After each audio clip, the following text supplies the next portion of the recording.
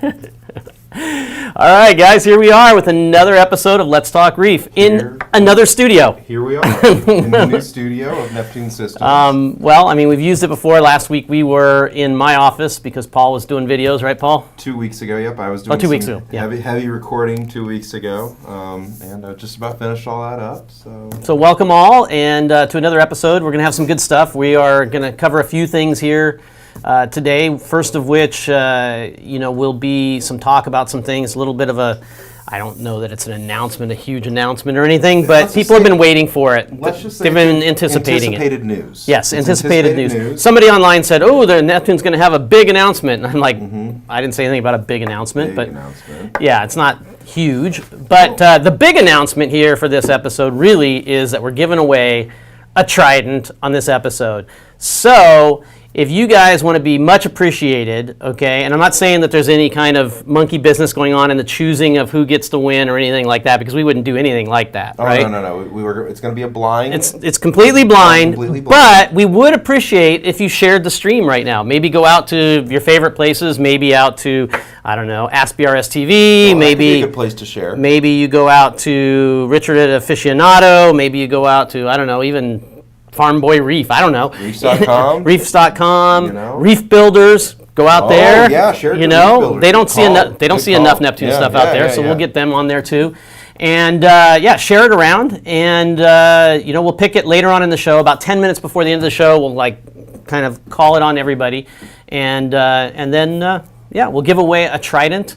At one time, quite a while ago, they were almost impossible to get. Now you can get one if you want to go buy one. They're more readily available. I do have a story about this Trident. Should I yeah, go ahead. So this is actually going to be a new Trident, but it is a Trident that was built in the first week of production. Okay. Right? So for whatever reason, right, it never got packed, and I found it, and so this week I did some updates to it. I just making sure everything was still good with it, and did some testing, and we was like, you know what, this is a limited release. I'll even include a sticker. Oh, wow. A Believe sticker. Yes, the Believe sticker. And the limited edition run of the Believe stickers. And I think we might have a Believe t-shirts. We might have a couple of those laying around. We might have a Believe. We might have. If we do, we'll stuff one of those in there. And because this really puts it over the top, if you want, Paul and I will sign it. Oh, I'd be happy to do it. If you want. If the winner would want their probably they would want our signatures inside, right? Because on the Trident. Yeah, we're going to sign it on the Trident. No, we're going to open it up just like Kurt did for the first one. Like a saltwater aquarium, the artsy. No, we're not going to do that. Maybe we'll draw like a dunce cap on the fish on the outside or something like that. But we'll sign it, if you want that. But it's definitely a Trident, and it could be yours. Stay with us today, and ask some questions and share the live stream. Share Let's Talk Reef. I have to go back and look because I haven't really been good at this, but I have to see how many episodes we've done and when it's been like 1 year, 2 years, how long it's been going on, because it's been going on for a while now. This, Terence, I could actually tell you that. Uh-oh. I believe next week will be the 2-year anniversary for Let's Talk Reef. Was the Halloween one the first one? The Halloween one was the second one. Second one, okay. The first one was just you and me. I can tell you what I know. I know what I talked about. Okay. You got a way better memory than me. Well, I use it as a support resource for quite a bit of time. Okay. Before I had the tech tip video with the Wi-Fi. It was how to set up. You got a new router. Okay. How to set up an Apex on it. We used that in the support for a little while. The Halloween one's fun though. The Halloween one is the second one. The Halloween one's fun on the opener. We talked about the AFS and all that. I just had to redo the music on it over the weekend because we had Judas Priest on there as an opening for a while. Just a small snippet.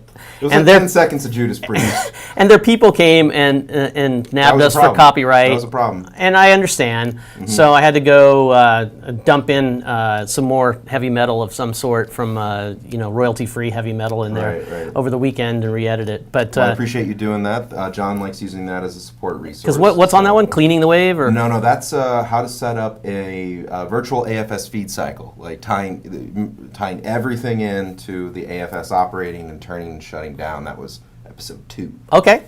Let's talk. How are we doing on visitors there, Vincent? Are we getting a lot of people in here before we get into some of the business? 225.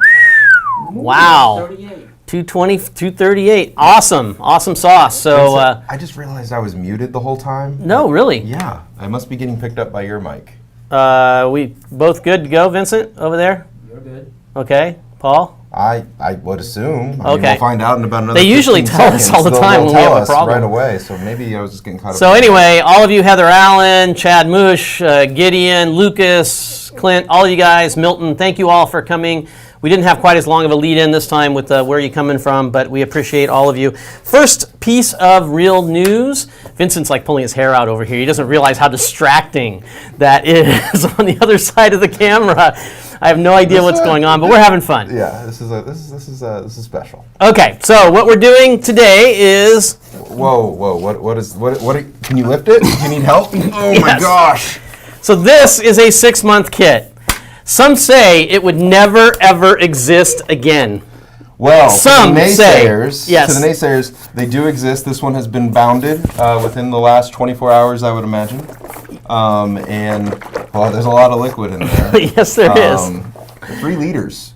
Three full liters. Is that what it is? 3 liters of liquid, because each bottle is 250. Well, oh man, I forgot about the 50 milliliters of the calibration solution. Okay, so it's It's a little over 3,150 milliliters. Yes, There we go. of liquid. So anyway, it will be back in stock, okay, next week at retailers both online and in local fish stores.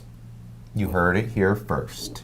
Okay, it will be in stock at online retailers and local fish stores next week. So Yes. those of you out there, they're never coming back with it. It's this, that. It's the there's been a lot of angst over this. Some of the private messages that we read are just Look, there's Derek. Hey, Terence, when are the 6-month kits coming back? Yes, so they're coming back, and to remind everyone a couple things about Hang the on, 6-month hang kit. on, hang on You first. wanna- Before we get to You that. have another, okay. Before we get to that, I want to also let people know that they will be going, even under our advice here that we'll give in a minute, they are going to be going like crazy because we have a lot of customers out there. We have many, many, many thousands of people who have a Trident, and that means they're all going to want a 6-month kit. And we've been building these up for a long time. This is what people had a hard time understanding, is that we had to keep the train moving in keeping 2-month kits, while at the same time putting some aside to make 6-month kits. But not putting too much to subside, Correct. so it would be as fresh as possible. They have to be fresh and everything else. And it was easier to deal with the 6-month reagents when we first introduced them because the population of Tridents was much smaller. Correct.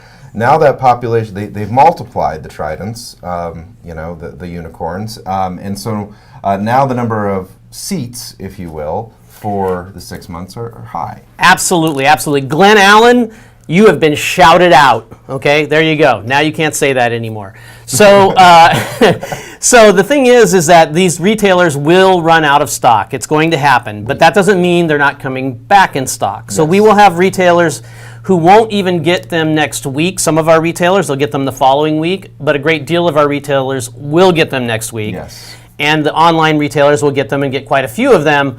But given the number of people that are out there, the chances are they're going to go out of stock, then they're going to go back in stock, then they're going to go out of stock, and they're going to go back in stock. Yes. And that's going to happen for a little while. So please, please bear with us in that regard, because the only other way we could have done this, if we didn't do it this way, is basically wait even longer to get them out to you.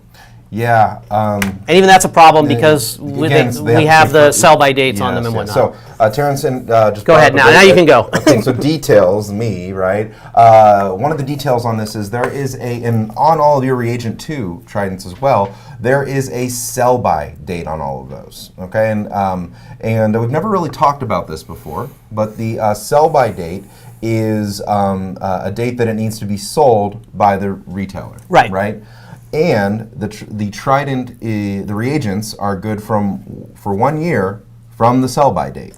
Yeah, I think one of the reasons why we never really went into a lot of detail on that is because we understood what we thought, right, would be the amount that could last, but we haven't really had enough time ourselves to kind of understand know how long they would be good for, exactly. And so we've done testing in-house and done some analysis on stuff that we built a year ago to then understand that this is about the amount of time where you start going to see, them degrade. Degrade, yeah. And that you don't want that. So that 1 year from the date on the box, right? Yes, and so so in a 6-month kit, right? If it's 6 months from the sell-by date, you need to use it at that point. Yeah. Because by the end of that 6-month kit, we can no longer guarantee those reagents are going to provide the precision that you're looking for. Correct. Right. And this is assuming that they're going to be stored, obviously, to our recommendations, which means you can't go put them out in the shed, out in the yard.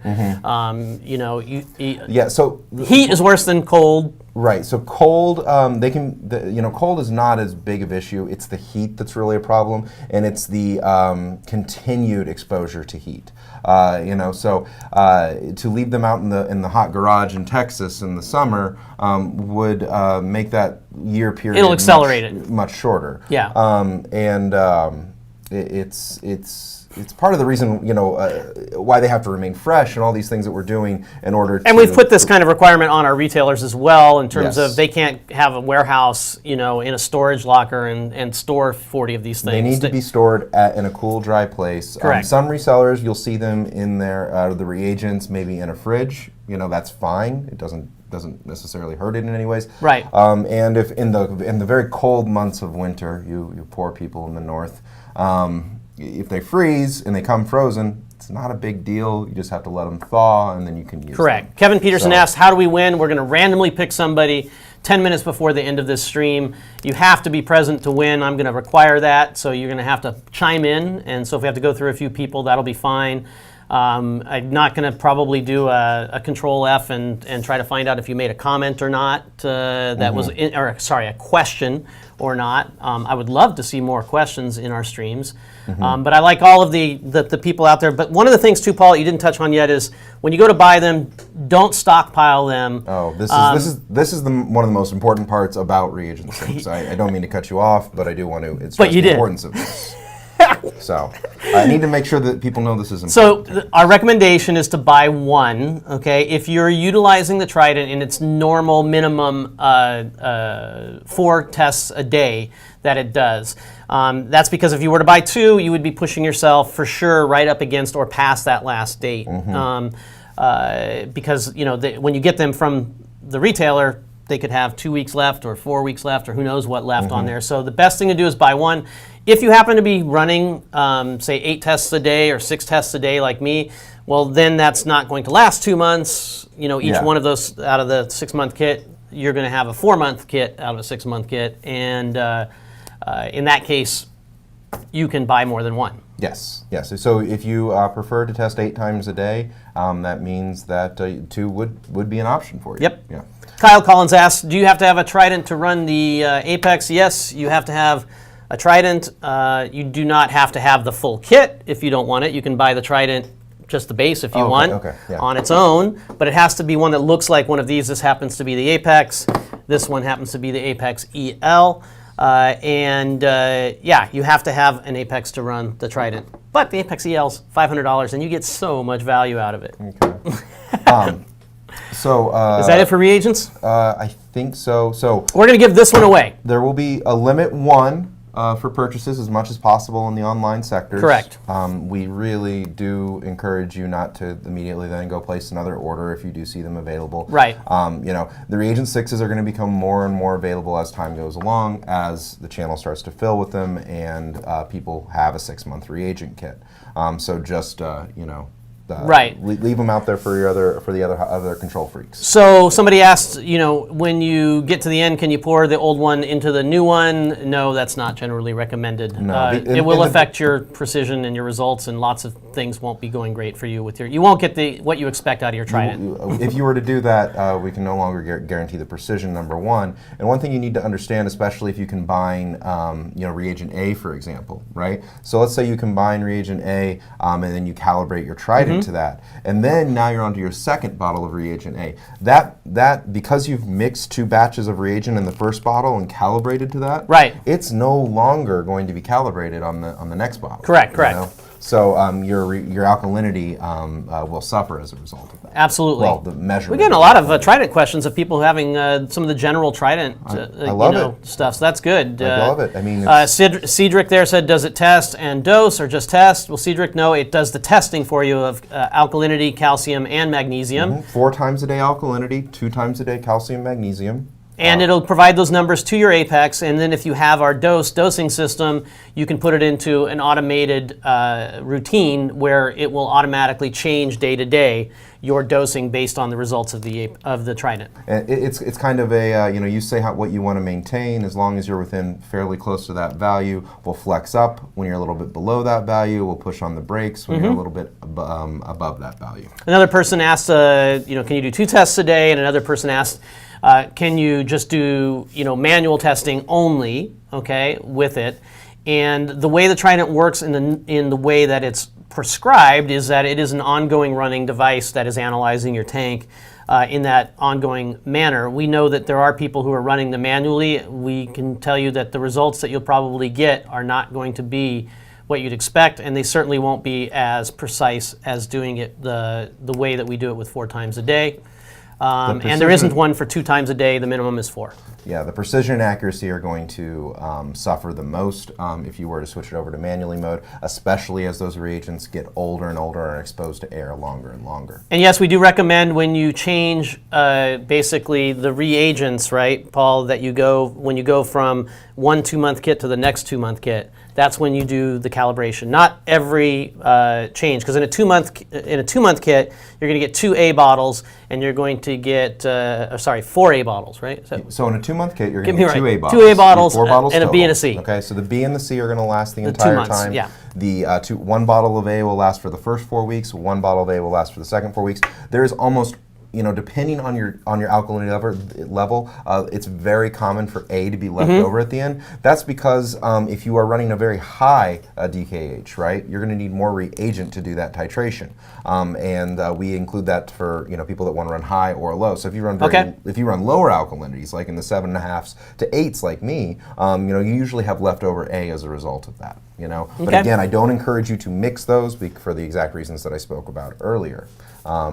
In the Reagent 6s, one of the cool things about it is those are all from the same batch, right? So every bottle of A, the batches are always together. 8 bottles of A that are in there, or 6 bottles of A that are in there, are all from the same batch. All the Bs are from the same batch. All the Cs are from the same batch. And and so you get the 1 bottle of the calibration fluid. You shouldn't need 2 of them. But you get 3 actually in the 6-month kit. In the 6-month kits, you get 3. And we are giving this away too. This will be the first giveaway that we do. Giving away a 6-month reagent. Yes, we are. All 3.15 liters of it. Give it away. Am I gonna get you think chili peppers? A little chili peppers there, Paul. That's pretty good. You didn't do. Give it away now. Give it away now. You got to do that. Okay. You see him jump? Yes. He jumps, dude. Yes. Okay, so next topic, we're going to do what we've been doing lately on these, which is we're going to kind of do the breakdown on Randy's Master Your Apex video series that he's doing at BRS.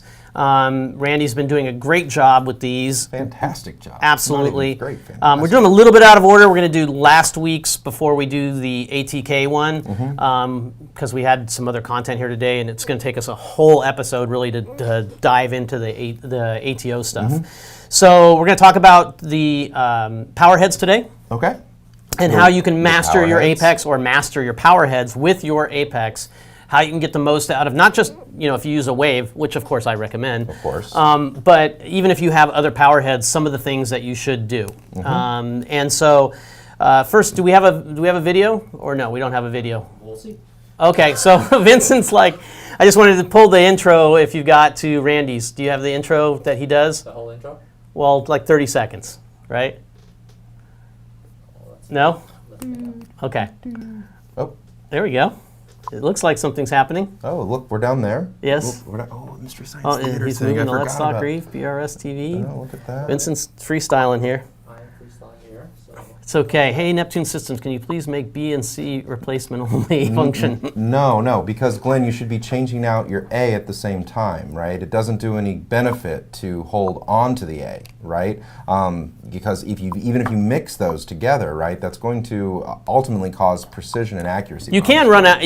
One of the cool things that you told me is a trick. It's kind of like, I'll call it a hack, right? Yeah. Which is if you do look like you're running out or whatever, you do that reset, and then you can get like a few more days out of it, and then you're going to get crazy numbers because it just completely goes out. So one thing you can do is if you get the empty and it stops testing, is you can go ahead and just reset it, but know that you will get a test A fail, test B fail, C fail in the next couple of days. And then like my calcium went to 0, and my I mean because at some point it starts pulling air, Terence, right? Once it starts pulling air, I mean the Trident can. I expected it. It's just I for whatever reason I wasn't home and I didn't have a chance to change it, and I was like, I need a few more tests to make it work. Yeah. So we going? Yeah, go. Okay.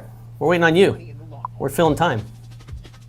Hi guys, Randy here with the PRS TV Guide to Mastering Your Neptune Apex Controller, where we show you how to use your Apex to improve your equipment's performance and avoid a ton of inevitable issues that all riggers face. We're running at 1.75. Today we're talking about powerheads and how you can use your Apex to keep track of your performance. This is extremely fast. This is intense, Randy. Avoid occasional So there's Randy cleaning the gyre. There you go, gyre falling off. Do you think your corals will suffer? I don't know. There's an awesome Scully. Okay. You guys can't hear, huh? What happened? I think you stopped playing. Oh, stop playing? Okay. I thought we were going to get to where the checklist was of what he was going to go over. If they lost 50% or more flow from a powerhead that's overdue for cleaning, it's okay. would that prized LPS There's or your favorite SPS macro survive an increase in flow? This is totally Mystery Science Theater that we do. Lots Lots of flow. Oh, it's flowing over the corner. Yep, we're going to talk about that. That happened. I've seen that so long in their videos, it drove me nuts. As much as the like cable behind. And I think the most important question of them all. Yes, Randy's drinking Red Bull. I know.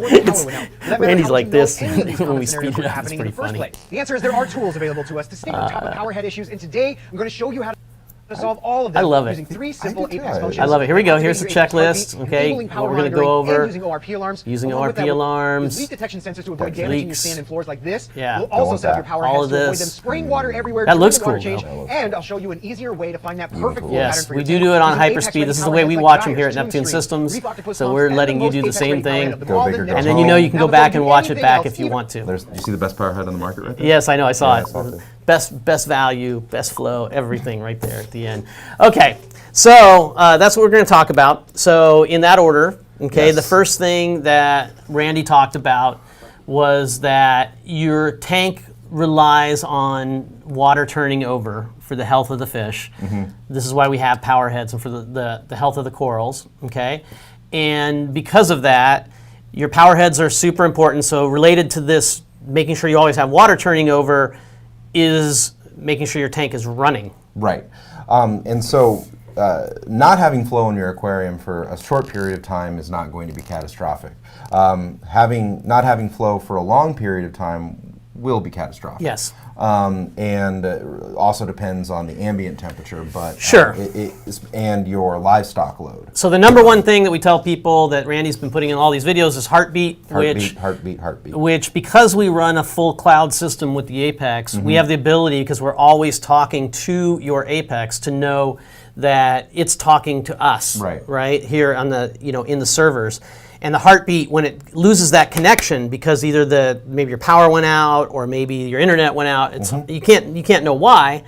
You're going to get that notification and know something's not right at home. Right. So heartbeat essentially is the Apex always saying, "I'm here, I'm here," and when Fusion hasn't heard from the Apex for a while, after about typically 30 to 40 minutes, right, it will then say, "Hey, I haven't heard from your system. I don't know what's going on, but all I can tell you is nobody's home, nobody's coming back." Yeah, there's an algorithm that's in place, so it checks again, and because one of the worst things in any kinds of alerts are the false, positives, because then you never pay attention to it. So if it finally goes off on your heartbeat, you can pretty darn be sure that there's something wrong with the connection to your Apex. With your connection to your Apex. And so you could have connection issues, right? It could be a network connection issue, right? Correct. But more commonly, it's a power connection issue, or even less commonly, though, is a hardware issue. But more common than anything is because there is no power to the system, right? You don't have a battery backup on it, and GFCI tripped. Power's out in the neighborhood. Somebody hit the pole outside your house. Yeah, you just have Any of those things. You just have a breaker trip because Breaker of something. trip is one of the most common things, and BRS will always go back to it, right? Yep. And say, they had a big issue with the 160 because of a breaker trip, and all of the apexes across the BRS facilities had heartbeat, except. Well, and some people the put those BRS GFCIs on an entire breaker, right? And when you do that, you can, basically water on a circuit trips the entire thing, and that's it. It's done, and it's So set up your heartbeat. Do you need to show them how to do that? yeah, I can show them how to do that. Can you go over to the It's real quick and easy, Yeah. and if you haven't done it already on your Apex, go enable it now. All right, Open up your phone, follow along. So it's super easy, and I can't stress how important it is to do this, but you hit the name of your system up here in the top, okay? You go down to heartbeat, which is the little heartbeat right there, okay? And you can enable it or disable it. Now, Terence, it is disabled by default. Why is it disabled by default? Well, the thing is, again, if you have a bad network at home, meaning your Apex drops connection, you've got a bad wireless connection, a myriad of reasons, you don't want to get all of these false positives of heartbeat notifications. So the Apex is monitoring your connection over 24 hours, and then it determines, oh yeah, okay, this is a solid connection to the internet.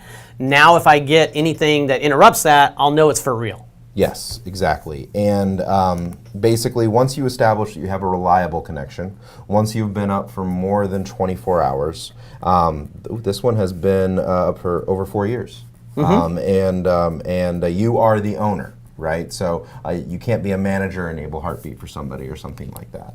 So it will allow you to get notified if your Apex is no longer connected. Everybody have this enabled for sure. A couple of questions that came through. First of all, how to win the Trident. Unlike many live streams that you see out there where they make you comment, be there to the end. You make you like a Jack Russell on on some TV program to win a contest. You have to do 20 shares. You have to go out to this place, and this place. It's just kind of ridiculous. If you come onto our stream, okay, and you're on here because you posted a question or a comment on here, you're going to be in the hopper, so to speak, for the random draw for the Trident. No special, please go share here, then go do this, then like our page over here. No, you don't have to do all of that. No, I don't want to. We do appreciate the shares. Okay? We do appreciate the likes. Push the likes, hit the thumbs up, subscribe to the channel, do all of those things for us because we love it, right? And we love all of those those super chats too that you guys throw through. Love that too. We're gonna gather those all up and have like a super chat party here on the show. Cool. One of these times we'll bring in, I don't know, maybe we'll have some adult beverage and some other things and let you guys enjoy it with us through the screen. Garrett, please get that Apex out of the box and get heartbeat set up. So another question, just a real quick one. I don't want to dwell on this too long. Nicole Ertel asked, is there a module, an Apex module, that will allow both Vortex control and Mobius control of the Vortex? And the answer to that is absolutely not. We haven't built such a thing.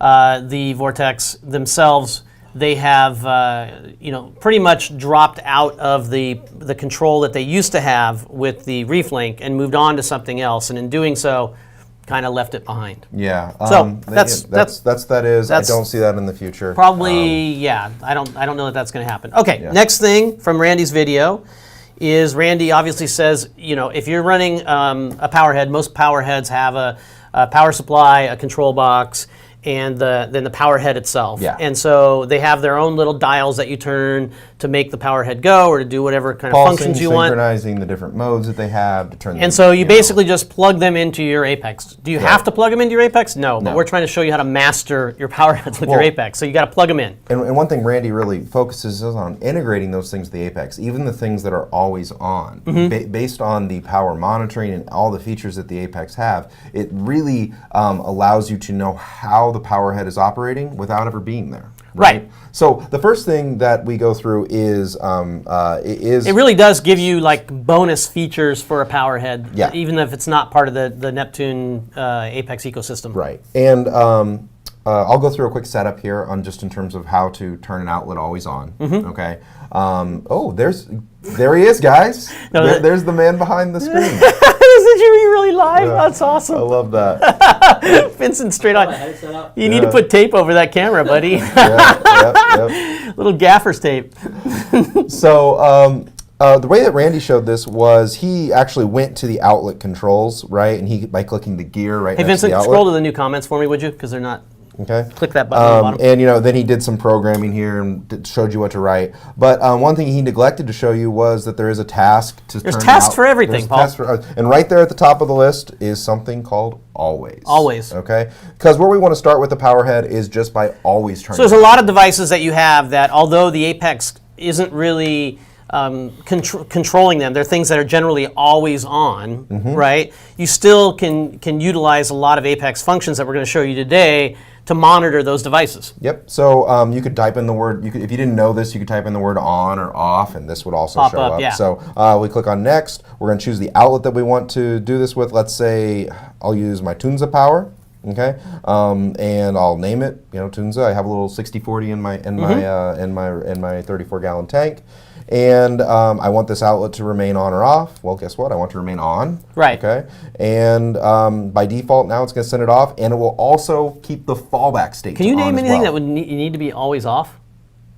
Yes. Something that would be always off is something that you only ever want to have it turn on because you manually want to turn it on. Okay. Right. Fair enough. So instead of having it in the off state. Right. You would go and always have it in the auto state and then manually turn it on. Okay. You could have something where you kind of start with an always and then maybe later you're going to add like a button to it or something like that. Okay. So there. Okay, so we've now set up an outlet to do that. I'll actually just go ahead. Now you really didn't, just by doing that, you didn't really get right there any advantage at all by plugging this into your Apex other than the Apex is like a power strip. So it's the next things that Randy shows and that we're going to expand upon or help bring out a little bit more that really give you the reason why you want to plug your power head into the Apex. we're not going to go through it again because we've talked about it already in 2 episodes now about the power monitoring features. But the power monitoring features essentially allows you to the Apex will look to see what the power consumption is normally based on how you're using your device after several days of use and recommend that hey, if it's ever below this, turn on. So Randy does a good job in just about every one of the videos so far because it is probably one of the most powerful functions of the Apex and really what sets apart our product, from any other product on the market. Because it takes devices that aren't in our ecosystem and allows you to have knowledge of whether or not they're running in the way that you hope that they are. It essentially makes them smart devices. Right. It takes any device, and at that point, just based on its consumption of power, it lets you know. So, if you have a power head, right, a Tunza power head or another power head, and it gets incredibly dirty, it's going to run with a different power level. Absolutely. If it stalls, it's obviously going to run at a different power level. All of these states that you don't want your power heads in, the power monitoring is going to help you do that. So we're not going to dig into that. Go into Randy's video. He does a great job at showing that one, right? Okay. The next one Randy talks about is one that I really never considered until I saw his video. Yeah, I hadn't thought about it in this way either, for sure. So kudos to Randy to find some of these things that hey, this is a good one to try out, which is a very common occurrence on power heads. Doesn't matter I guess it does matter. There's at least one type that it won't really do that much. But if you have a power head and you pull the magnet off the power head and it falls into the sand, its potential to kill a lot of corals is huge. It's huge. And the reason for that is because it will cover certain corals, especially corals on the sand bed, like brain corals, or you have your bowerbanky, or some of these other corals with sand. And if you're away on a weekend, or even if it's just for a day or so and you don't notice it, it can kill that coral. Oh, absolutely. And then another thing that he touched on is in your sand beds, if you don't do a lot of sand bed maintenance, right? Down in your sand bed, there is so much gunk. Right. And there could be even anaerobic bacteria, at the bottom of your sand bed. Yeah, you have a deep sand bed.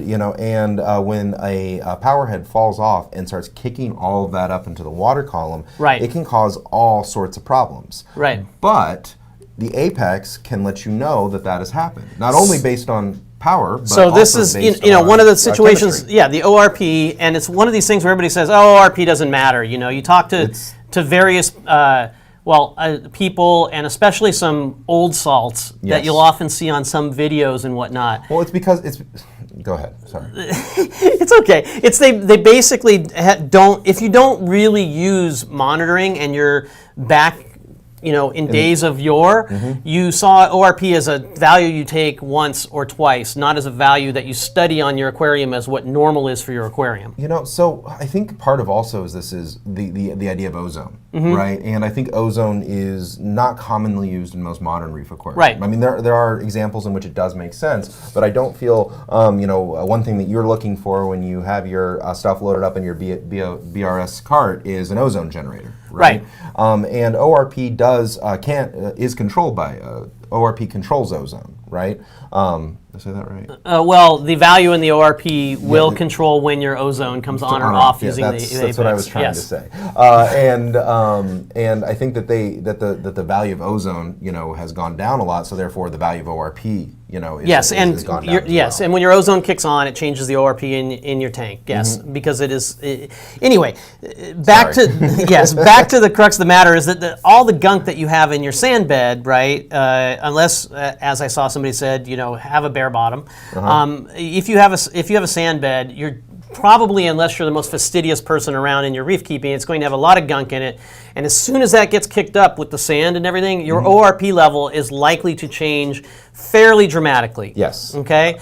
For a period of time that it is doing that it's mixing all of that stuff up. And so the ORP alarms to show that is what Randy put into his video. Yes. And the way he did it is really good. We don't necessarily recommend turning on or off your power head based on that. I wouldn't. Okay, but it is an alert to go, hey, what's going on? And later in the show, we have an advanced thing. I saw somebody said, hey, why don't you guys do a show on coding? Yeah, so we'll go into an advanced way in which we can make it really valuable. But just to set up ORP alerts, right? You can just go to a task function, choose probe alarm, choose ORP, Right. Bing, done. Right. And doing the advanced stuff is important on the Apex. We try to make as much stuff as simple as possible for the 95% of what people want to do. And then there's the other 5% of the people that want to take it to the next level. Yep. And that's where it comes in handy because you can do some really cool stuff through that method. Okay, so that takes care of that one. Next one is feed modes and maintenance modes. Now, a lot of people there's different camps on this. Some people like to turn off their power heads when they feed. Some people like to crank their power heads up and turn off their return pump when they feed. Some people like to pulse their power heads when they feed. Or go into different modes, whatever it may be. And then there are the other reason that you might want to turn off your power heads for a short period of time, which is you're doing maintenance. Yep. So it's really Water change. Right. So it's really easy to add those, right? And so we've already If you don't have a wave. Right. Well, if you can get a wave, it's very easy. Sorry. But in the example though of Randy. Randy, and using the just the power. Right now, I have an outlet that's set to be on all the time. Correct. It's very easy just to add a feed statement, right? And it autofills right there, right, where we can choose A, B, C, or D. The Apex has 4 different feed modes. Okay, and then you would say the amount of additional time. Right. So feed mode is programmed for a certain period of time.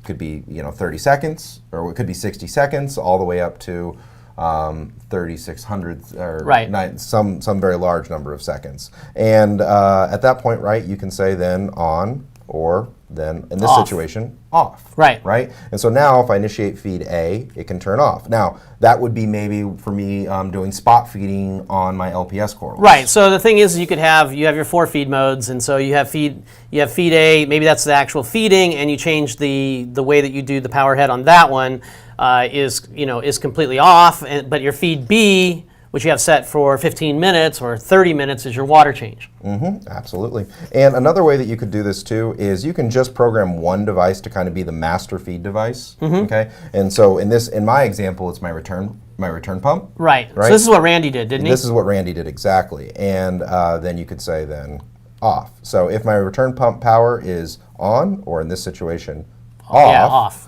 If my return pump power is off, then also turn this outlet off. Right. Right. And then if you wanted to wait. So for a period of basically, time, you could- basically it's now linked to your return pump. So every time you turn your return pump off through automation, it's going to turn off the power heads. Exactly. And for the real savvy people, you would notice that this is actually working just like a skimmer at this point. Yeah. Anytime my return pump is off, Same kind turn of my skimmer interface, off, yeah. Right? And if for some reason you wanted the return pump to wait for a period of time, you could always put a defer for the amount of time that you would want it to wait. Nick Williams says our UI could be much cleaner and easier for folks, specifically those that are not coding competent. We're constantly updating the UI to make it easier and easier, and we've got things in the works that are pretty darn amazing. So, but the code always has to kind of exist out there because this is where advanced users, as you'll see some of them roll by here, they want to get in and be able to have the variability that. I think one of the best things that we constantly get in our feedback surveys is how versatile our system is. Right. You do 95% of the stuff through tasks and through wizards, and then you have the other 5%. And even in this example here, I could have set that up with a task. With a task. Just getting some on-offs, and going from there. Correct. It just would have been set up as a skimmer, right? Because essentially I want it to work the same way. Now, and Nick will take you up on that. Nick Williams said if you need help with user interface or user experience, absolutely, you can always try to join the NSI when we open it up, Neptune Systems Insider, and we'd love to get that feedback. Or you can just PM me, and that'd be good too. Or send us an email. But don't be surprised if I get a ton of PMs. You're not all going to get responses. Finally, is you can configure how long you want feed modes to happen. Randy mentions this. And there it is. And it's 65,535 seconds is the Windows 60 to 5,535, and that's just in the miscellaneous setups. How long they are. Yep. How long your feed modes are. Okay. So that's a good one. Glad you dug into that one a little deeper. The next one up was him talking about leaking, and which is, again, it's one of these that you don't necessarily immediately with power heads. You don't think of leaking or leaks or water on the floor as being something from power heads. And you see it more commonly now with the rimless tanks and everything like that. But essentially, is the power head is some variably controlled device. Right. And maybe for your tank, if that power head were to go to 100%, right, it's going to now spill over the top of it. Yeah. So if you saw in that intro that we did, the stand for the BRS 160 that they've had for a long time, but quite frankly, they've had it messed up like that for a good portion of that time, and it's bugged me in every live stream and every video. I see that behind them, and even when I was there in studio and on their live stream, I turned around and said, "Why don't you guys fix that?" And they're like, "Yeah, that's pretty bad. Yeah, that's pretty bad." No, use it as an example. So Benner, I think, is going to fix it. I don't know if he has or not yet, but basically what happened is that their power heads went to a mode or to a value that was higher than the tank. With their rimless tanks, this is super common. What I love about my tank is I've got a Euro brace, so I can splash water like crazy in my tank. Euro braces have kind of a lip over Correct. the whole It's thing. got like a 4-inch lip all the way around it for large tanks. Yeah, so it's awesome for me because I don't have to worry about that. But if you're in a rimless tank, this is a big deal.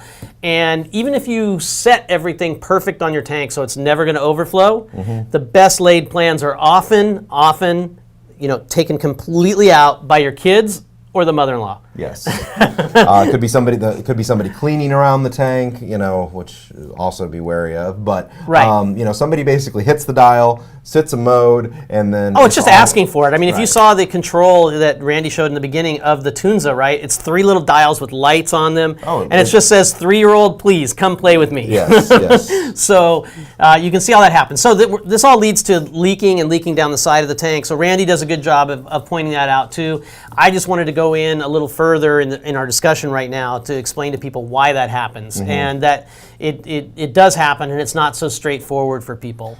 And it's really easy for the Apex to be able to stop the power head when it does that, and you can use our leak detection module The leak detection kit, I should say, comes with an FFM module and 2 leak detectors that you can just place on the ground, or you can place even on the side of the tank if you wanted, I suppose. But in that situation, if they were to become wet, all you need to do is in that same power outlet, right, is then say if the leak detection is wet, then turn it off. If it's closed, then it's covered. Closed means covered, exactly, covered in water. Right, and then it's on. So then you can put those around the tank and make that happen. So definitely a good suggestion there. The next one is the one that's probably most obvious to people, which is how do I control these things? Right. Because the Apex is about control, right? So we've been How do I talking about control monitoring for intensity? problems and monitoring for errors and everything, which is awesome, right?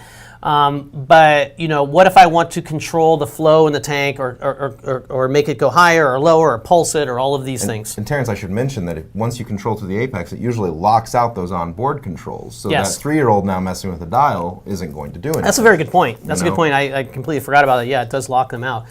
Anyway, so we have a program with from Neptune Systems for Apex products that with other manufacturers is called Apex Ready, which they make a product that uses various methods, but 0 to 10 volt control is the oldest and most common method for controlling lights and pumps with your Apex. And they basically make their product, they send it into us, we confirm that they do have a cable for it that is available, right? That it isn't a DIY kind of operation, because the Apex stuff needs to be plug and play. Apex Ready is designed to be easy. Right. And so if you can't just plug it in and have it work, then that's not going to work. And for at us. 0, it should be 0, and at 100, it should be 100. We test those things. Russ tests them in the lab, and then we give it the thumbs up. We put it on the website, and they're good to go. And they can market it as Apex Ready. So you will have cables like this. An interesting thing, though, with these cables is, so a couple of really common Apex Ready pumps are the, I think it's a Reef Octopus one, right? The Gyre The pump. Gyre, and the Varios one that's out there. And interestingly enough, I believe that they're Apex Ready off the top of my head. I'm not looking on the site. They're Apex Ready, which requires that you have a cable available for them to be able to control. But I just found out recently from you that these cables are no longer available. At least I wasn't able to get one. In the last couple months I was looking for one, and they were out of stock. Let me actually check that real quick. So we definitely need to have these cables to make them be Apex Ready, because it has to be plug and play. So I don't know if there's some reason why they weren't available. But anyway, it has an RJ45 plug on one side, which goes into, and we're going to talk about this in a second, it goes into one of the 2 ports here. And in the case of the really good ones, then they'll have 2 connectors on the other side, because there are actually 2 variable speed ports on each of these connectors, and they go into each of the pumps, or the gyre pumps, or the control box, whatever it may be, for those particular pumps. Now, this is the Apex, right? You can tell because it's orange on the bottom, right? It doesn't say EL on the front, and there are 3 rows of connectors on the bottom. By the way, you mount it like this, and the connector's on the bottom, because it becomes water resistant. Because of that you have all the drips that go down, because you don't want your wires coming into something and having water running as a raceway into it. You want all of your cables to point straight down and go right into a drip loop. So that's why it's like that. But anyway, those are those 2 connectors. And then if you notice on here, it's gray, and it doesn't have those 2 connectors, because that one is an Apex EL, and it does not include that particular 0 to 10 function. So if you have this one right here, okay, then you need to get a variable dimming module, the VDM. Correct. And that will then allow you to... So part of the way to reduce the cost, obviously, for people, because this is with this and with the 8-outlet energy bar, with all the functions that energy bar has, a pH probe and a temp probe, is only $500. So that's one of the ways that a lot of people don't need that function. So that's why you can get it at a lower value. Or you can buy the Apex up front, and it comes included with it. So you would basically get one of these cables. Here's the cable from IceCap, and these cables are available. I spoke out of turn earlier. I guess they were just out of stock when I was looking for them. So they are in stock Okay, now. so they're in stock out there. Good. And then if you were to use like the Tunza, right? One of the most venerated and venerable pumps and long pumps in the Correct. hobby. There's the dials, the you lit got up the dials. SurfCab 2 cable, which comes directly from Neptune Systems, and then that connects... Put that picture back up. Is the hole in the bottom where it plugs in? Exactly. So the hole on this one, I think. It's actually on the top. Is it? Yeah, it's not on the bottom. That's Down not a good there design. is the power connector. Ah. So and then they have and that has a dust cap on it when you don't have anything connected. Okay. But you go from there, and then and I think those are all their new controller style boxes. Their old ones had the connector actually in line with the cable. It was really weird. Good. But you can use those to control 0 to 10 volt as well. And then once you connect those up to the Apex, it's really easy. Yeah, so let's show some of that because of what you can do, and maybe what isn't so straightforward that you can do. Somebody asked about the Red Sea Reef Waves. I don't think that those are compatible. No, those aren't. Those are. They've those are never dead. put them in for Apex Ready, so. Yeah. So a lot of companies will, Well, that's a good point. I mean, we haven't talked about. We'll talk about it in a second, but yeah, we do have the Internet of Things Aquarium IOTA standard, and so companies like Seche are right on the brink of releasing the IOTA Apex, controlled pumps. So all of their pumps with a firmware update, not all of them, but certain pumps with a firmware update will have basically wireless control of their pumps. So that's really a cool thing too. So in this situation here, Terence, right, I'm going to choose just the variable 0 to 10 volt pumps. So, okay. And I'm going to click on... They don't come labeled tunes of speed though, right? No, I've got these set up, right? Okay. And this here is an example. I have it labeled as a Kessel. I think I was playing with something, and this is another something I was playing Okay. with. But essentially, right, you can graph it. You can add as many of these points as you want to a limit, to an extent. Easy. Right? So basically, Russ is going to get mad at you there. Basically, you can do about 36 of these points, right? And you can move it all throughout the But to know for sure, this is basically going to create like a like surging in the tank. It's not going to create pulsing in the tank. Right. So you can't use this to make pulsing happen in the tank. And it is possible to do that Tidal with surging, left and right tidal surging, those kinds of things that Ryan has shown before on some of his Powerhead videos are absolutely possible. And then there are other more advanced things that you can do with profiles and whatnot that we're not going to get into today, but they are possible, and you can go out and look to see how those are done. But what I would like to bring up, Paul, is that you do have the capability to see other people's flows. That's pretty cool. What he did there is he just put both schedules one on top of each other so you can compare. So you can compare multiple schedules that you have for pumps. So if you want one to be going high when the other's going low, you can kind of adjust them, which is really cool. And then what you can do is there's two reasons you want to do this. The first one is, what if you're playing around with stuff and you thought you got it the way you want it, but you want to tweak stuff, but you're afraid to mess with it because it's so awesome right now. Yes. So you can save it. A lot of people don't know this feature is called schemes. And so you can save it as a scheme. Woo, super chat from Desert Reef. Thank you so much. Okay, so you can save it as a scheme. And there you go. Here he's got it set up, and he doesn't have any in there yet. He can give it a name, right? I give it a name. Actually, I'm not in the save function. Yeah, you got to get in the save. You were in the download. Yeah. Hold on a second. You need to hit Let me the just little back arrow out. thing, buddy. Yep. There. And so now I hit the download button there. Okay. Okay. And I could call this whatever I want. Paul's pump. Right. You can put in the tank volume and tank type. You don't have to. That's more for when you're sharing for other people so that they can look for people like you. Or And so like. now I could save it as private, or I could save it as public. I'm going to save this one as private just because this doesn't have any Correct. value at this point. Correct. So now he saved it. So now you can go move some stuff around, right? Right. And now go send it to the Apex, or you don't want to send it on this one. Yep. And then I can just pull in the other one again. Yeah, you just pull it right back, and there you go. Now, what's really cool though is Reef Automation sent us $20. We're gonna have a party, man. Well, You now- guys, man, we're gonna have money in the bank. We have to give away more free stuff, Paul. we should.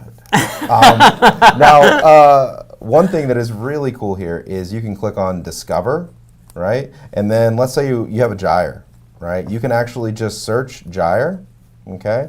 And So this is the next part, right? So now you've saved your own, and now you want to go explore what other people do, right? So you can put in keywords, try to find people, try to find your friends, try to find people with a tank that's like yours. You can do all of these filters and then go pull theirs up and see what they did. And so you can do a ton of exploring here. It's really cool, okay? Oh, look, there's based on BRS. There's a left gyre and right gyre. And that's when Ryan did that video, which showed, select that one, let's load it up. There we go. There it is. So there, and if you did the other one, right, if you loaded the other one, you'd see it goes the other direction. And so it's for stepping it across the tank. So I go ahead and I'm going to go ahead and update that, right? And I'm like, all right, let's see how that works out for a couple days, right? And then from there, right? I would Somebody's go, asking for the cursor. We don't have that set up right now. Sorry. Next time. And now if I was like, that didn't really work for me, I'm going to switch back to mine, right? All I got to do here is go here, not save, download, and then go back to Paul's pump. There you go. So this is an area I don't think people use nearly enough, okay? This feature in the Apex of being able to explore what other people are doing, look at stuff. Quite frankly, Randy, if you're out there, I don't know if you're watching today or not, but you guys should be using this for things that you demo and then saving it as a scheme so people can go download it and try out what you've done. Because you saw the one that was on there that somebody created. That was one that they created based on the BRS show, but you could create it for them, put it in under a username that anybody could search for, and they could see all of your settings that you guys use for various videos, which would be cool. And then, like, for example, here's Tunzes. Correct. Right? We can do Tunze, excuse me. Tunze. You know, if you've got a, you know, maybe an So Ron says, I don't see how to go to schemes. So Ron, it's if you're in the variable speed outlet and you're on the graph, up there is a little arrow pointing down into a box. That's how you do it. So I'm on a variable speed outlet. There's the program for it, and then it looks like a little down button for download. Yes. Boom.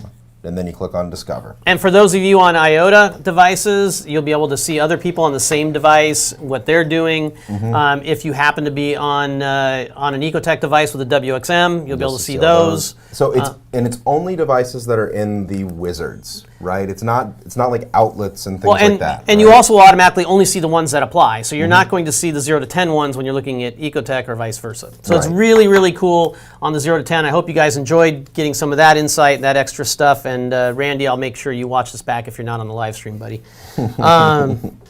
Okay, so we've kind of talked about everything that you can do with third-party powerheads. And of course, we have our own powerhead that we know and love, okay? That it's called the Wave, okay?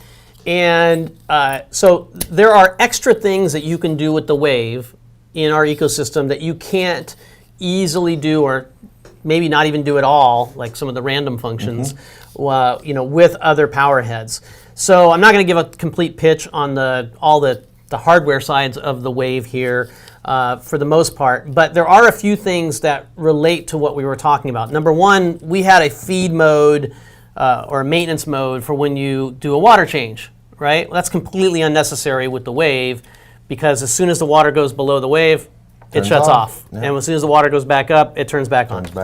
Right. So you can literally, this thing can be at 100%, and you can pull it out of the water, and just immediately it will turn on. And you do have the advantage of not having dials and power supplies that the kids can mess with or play with or unplug or whatever else, because it's just one cable. You don't have the... It is simply one cable that plugs into the EV832 one-link ports. Yep. Or if you are on a Classic, you can have a one-link module, or if you have a lot of one-link devices, you can have a one-link module.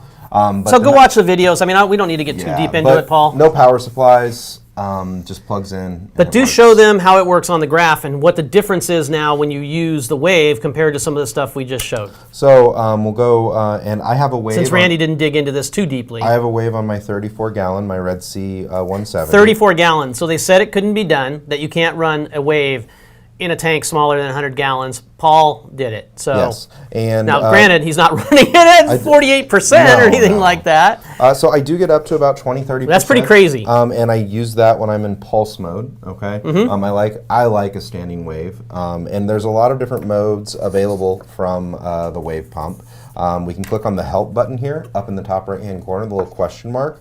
Right? And we can hear all about the modes. We're a California-based company, and these are beaches in California. Yeah, they're not. Actually, I'll stop you there. First of all, I'm going to say thank you to all of the, all those super chats that are coming in, because they are just rolling in like crazy. We can't even keep up with them. And Paul is close to accurate on describing this. He is from Indiana, so he doesn't really get these things. These are actually surf breaks, okay? Oh, okay. Except for pulse, right, obviously. But yes, these are all surf breaks in California, various ones up and down the coast. And the graphs there are kind of representative of the either the semi-randomness or the mode that the pump will run in. Those are kind of the intensity spectrums that the pump runs under. Actually, pipeline's in Hawaii, but that's okay. Yeah. So I didn't know that was. I thought that was just No. what we called it. Anyway. No, but you saw that there's random ones, there are lagoon flow type stuff, there's all the different stuff that you want to have, as well as the standing wave stuff is in there as well with the inverse. So all of that stuff's built in, and you also can go up to schemes and see what other people are doing with theirs, which can get quite complicated that some people have. So let's see a couple of those, Paul. Okay, we'll choose a who. I don't know who this is. At this point, I'm going to have Vincent draw the winner while Paul is pulling this up and looking through some of these. Vincent's going to draw out who the random winner is of the Neptune Systems Trident, and we will be 10 minutes from now giving that winner based on everybody who's in here, and he's going to find out who he's going to give it to. Okay? So here's one mode. Randomly. Here's one mode, Terence, in which you're going through a lot of different things throughout the days. He has pipeline and everything else set up for the amount of seconds. It's very easy to know kind of what you should do if you want a nice resonant wave on a 3-foot. So who's this that you picked? This is the top rated wave profile. Whoa! Which is the one I chose. It's cool because they do have ratings. I forgot. Yep. So someone said, "What are the thumbs up for?" That's how many people have used it, right, and have updated it. They basically get a thumbs up every time that happens. And so this is the most highly rated social one out aspect of our product. Yes, and it's really easy. So if you like a standing wave, it's really easy to know kind of what that should be, and it's the distance. By standing wave, Paul means it goes like this in the tank. And that thing that you see that everybody demos when they're demoing powerheads. Right, exactly. I like it personally for flow patterns and things like that from time to time, especially when you get two standing waves that are hitting each other. It's pretty cool. But in a 3-foot tank, always start at about 0.7 seconds. Okay. On a 4-foot tank, always start at about 0.8 seconds. On a 6-foot tank, do 1.2 seconds. That's basically the resonant wave that you're going to see in most situations. Say that again. Start from the beginning. So 0.7 if you're in a 3-foot tank. Okay. 0.8 in a 4-foot tank. And 1.2 if you are at a 6-foot tank. Okay. And an 8-foot tank? Eight. Because I have an 8-foot tank, buddy. That would probably be about 1.7 to 1.8. 1.7 to 1.8. Okay. And that's basically there you heard it. That's basically what will. That's right. And then you kind of adjust it from there. Okay. So we have another you got to cool play feature. with it a little bit, You want to see it? What it looks like? Click on preview. Okay. Right? And so if you click on preview, you can watch what a pipeline at 65% at a resonance of 0.7 seconds looks like. Cool. Okay. Well, there's a lot of fun you can have with this. You can play around with all the flow in your tank. We didn't go through the alerts thing on that. Do you want to do that? On the waves, yeah. So let's talk about that. Randy talked about this really quickly. This is a good point. But the wave does allow for the ability to, I went too fast there myself, to allow for alerts associated with it based if it stalls, if it has a voltage error, if it's actually moved. And we do that by clicking on the module button. So you get too much gunk in there and it stops, right? We click on the wave. And then now we are delivered to the wave setup page, right? The module setup for the wave. And we could set an alarm for a position error, a stall error, so basically the pump is trying to turn the impeller but it's not. A voltage error, basically it's consuming too little or too much voltage. Okay. And if the wave were to heat up too much. I've never actually seen the temperature alert. I believe Curtis said that he's never seen a temperature problem come in on these ever. I think by the time that, everything is dead. So the position error in particular is something we did want to mention. So I'll let you talk about it a little bit. Okay, so if you guys have, one of these, right, or one of these, right, you're familiar that they have a little device in them that kind of registers the G-forces of that device. In the case of your phone, there's various reasons why you want to know that, right? Shaking the phone, like if you do the shake to change, Jiggle something. it, right? It has different modes when you do that. In the case of my watch, right, the fall detection is done, like if you're on a ladder and you fall or what have you. And so that same kind of technology is actually in the wave. Yep. And the reason for that is we talked earlier about it coming off the glass, right? And so rather than just try to sense it maybe on ORP, you can set up the wave to have a position error, which means you set it up, you have to tell it that it's position error, the checkbox, and then wherever it is, it kind of like logs that. So basically what you do is you would say, this is the home position. So you turn the wave off, right? And you say, you know what, this is the exact position that it should be in to say for home, and then you update that, and then you can do a position error. Now, and it's going to sit there, and if it falls off, right, like this, you're going to get the error? Yes, you would get the error in that situation. Now, first off, the wave magnets are incredibly strong. Yeah, if you're on half-inch or smaller glass, good luck having that come off. Even to get the magnet off. That's what I mean for a kid to get it off. Once you're above half-inch and the 3/4 inch, kind of frame, those are some big magnets. You can also, one thing we didn't mention is you can put these inside your overflow box. These magnets are submersible, so they sealed, can handle the outside thickness of that overflow box. But they're sealed also. The outside magnet is fully sealed. And you can also place them really high in the tank too, and they won't draw air. Right, that's also very cool too. All things that But position error. Yes. So it works very well, except if you run at very high intensities. Okay. So if you are running that wave above 80%, just the vibration, right, which is dampened, so there isn't any noise or anything, but just the movement of the pump at that level can cause alerts and that's false alarms. Right. And if you are running pipeline mode, which so pipeline and pulse are basically the same mode with a couple of small differences. In pulse, the prop never stops completely. So it slows down to a certain level. Slows down to the minimum intensity. Correct. And then goes to the maximum intensity. Correct. On pipeline, it actually shuts the entire prop off and turns it back on, which actually creates some noise. So a lot of people don't like that, but it does create the most intense wave action. Yeah, it's pretty cool. In the tank, right? But because of both of those modes, if you have them on, fairly, well, even not even that much, the pump is going to move a little bit like this, and so it can't tell the difference between that and that. So, you'll get a false positive on the alert. So if you run very high intensities, or you're really set on running pipeline, but if you want to run like trestles or Rincon, the home position isn't necessarily going to be a. But try it out. Maybe it'll work for you, and especially if you have kids around that are going to pull magnets off of there, because that would be bad. All right. And you would just get when the alert comes, it just comes through email automatically, and it says, "Hey, there's an error on the wave pump." So that's it. We have the Trident winner. Did you pick a 6-month reagent winner? Okay, so I need that one first, buddy. Yeah. I need that one first to come out of there. Okay, we were going to do some advanced stuff. We're going to punt on that, Paul, because we're running out of time. I know. If we could just have a coding all of those screen. super chats are really cool. We got to think of something really fun to do with that coin. I just want to give back to our control freaks. I mean, yeah, that's but what this is. Let's talk. I get that, but they might be able to give. We might be able to give it back to them vicariously through us. I can't have a drinking game on here because that wouldn't be professional. but that's kind of what I want to do. Okay. But we can't.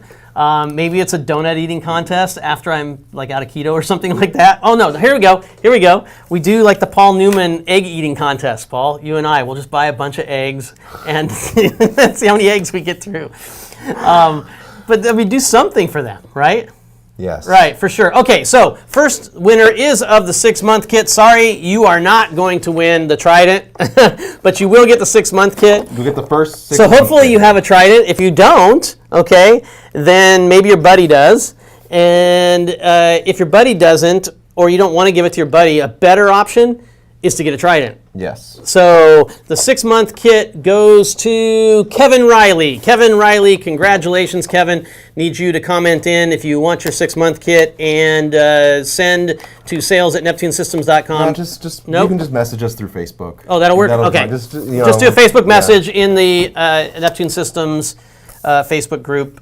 Neptune Systems page, I should say, for that. And we have the winner for the Trident. So we have a drum roll. This is, you know what this is? The hi-hat? What do you... This is a Def Leppard drum roll. Oh, okay. Okay, so the winner is Nicole Ertel. Nicole Ertel, you have won this Trident. And in your PM, you can let us know if you want us to sign it. We'll sign it. Tell us where you want us to sign on the Trident, and we will. If you don't, that's okay too. And we'll get the shipping address from Get you. a sticker in there for you, and then we'll try to get a T-shirt in there for you as well. So tell us what your shirt size is. Congratulations, Nicole Ertel. Nicole Ertel, please comment. Did she comment yet? Is she still on? I hope Nicole's still here. Is that one of the conditions? It's one of the conditions. That was one of the conditions. Okay, that was definitely one of the conditions. So Nicole, somebody better jab Nicole. Got to be present to win. They're going to be lighting it up now. Look at them. They're like, oh man, we're going to be on longer than we're supposed to be on, Paul, just to get a winner. Okay. Uh-oh. Okay. Oh, good. Somebody got my joke. Mr. Red said, solid joke on the drums. Good. That's a win for me. You know? I hear you. She's there. Okay, Nicole, she's here. She's here. Great. Oh man, she had to turn the mute off. You know. I hear you. These guys are saying my name a bunch. All right. Yeah, no kidding. All right, guys. So thank you very much for joining us for another episode. 2 weeks from now, maybe we'll have something else cool to join in. I appreciate all of you guys, hanging around, watching Paul and I, do the Randy thing and everything else. 2 weeks from now, let's talk reef. Until then, guys, enjoy those fish. Thank you. See you around. See you guys. Bye.